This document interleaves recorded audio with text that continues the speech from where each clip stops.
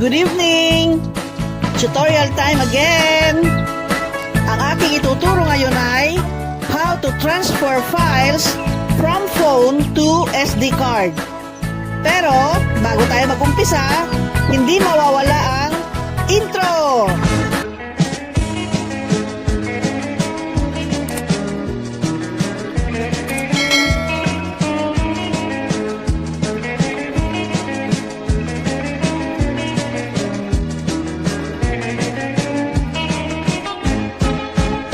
Ang gagawin natin ngayon ay maglilipat tayo ng files na nasa phone, ililipat natin sa SD card.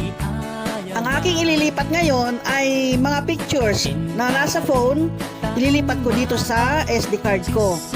Step by step ang gagawin natin. Okay, ang aking gamit ay Vivo V7 Plus. Sana makasunod din kayo kahit anong brand yung cellphone ninyo, halos pare-parehas lang naman. O sige, start na tayo. Una, buksan natin yung File Manager.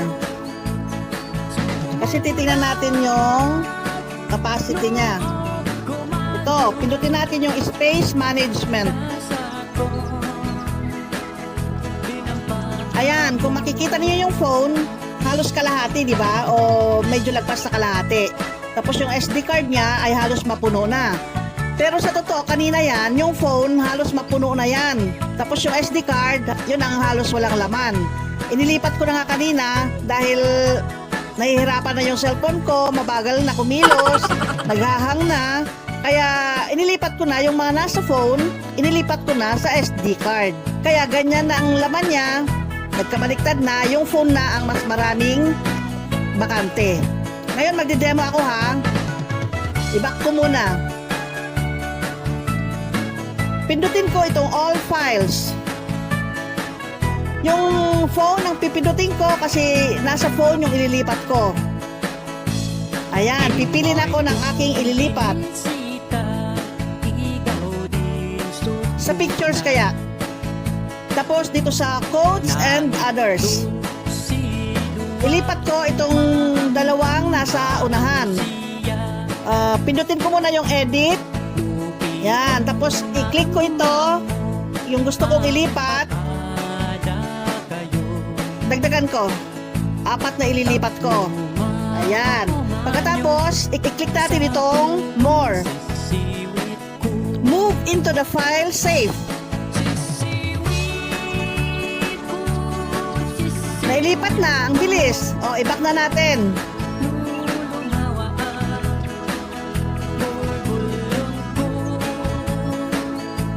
Ngayon, nailipat sa file save, di ba? Pindutin na natin itong file save ngayon.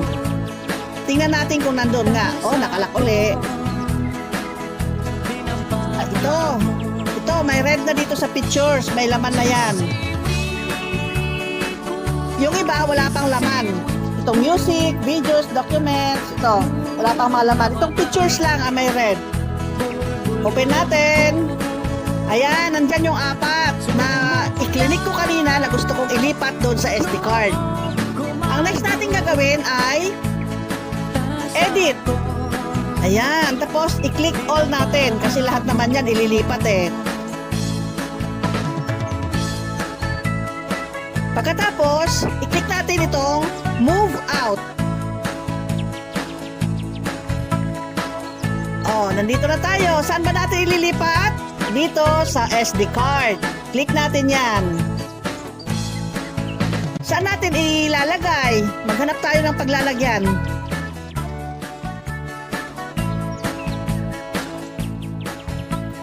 Kung gusto mo lang i-paste na lang dito, o ihalo mo na lang dyan, halo-halo, pindutin mo itong paste, mape-paste na siya dyan. Pero kung gusto mo nakabukod yun, pindutin mo itong new.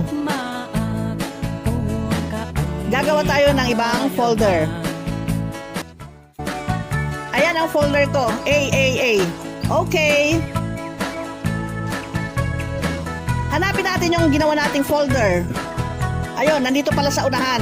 Itong AAA. Buksan natin. Ayan, walang file pa, di ba? No file. Dito na natin ipipaste ngayon yung ating kinopya. Pindutin natin itong paste. Ayan, nailipat na. Wala na rito sa file save yung 4 na pictures. Nailipat na, success na. Okay, i-back natin. O, di ba? Dito sa pictures, wala na siya. Nailipat na talaga. Okay, back uli natin. Ganyan lang po ang paglilipat. Napakadali, di ba? Mula sa phone tungo sa SD card or SD card tungo sa phone. Thank you for watching. Bye-bye.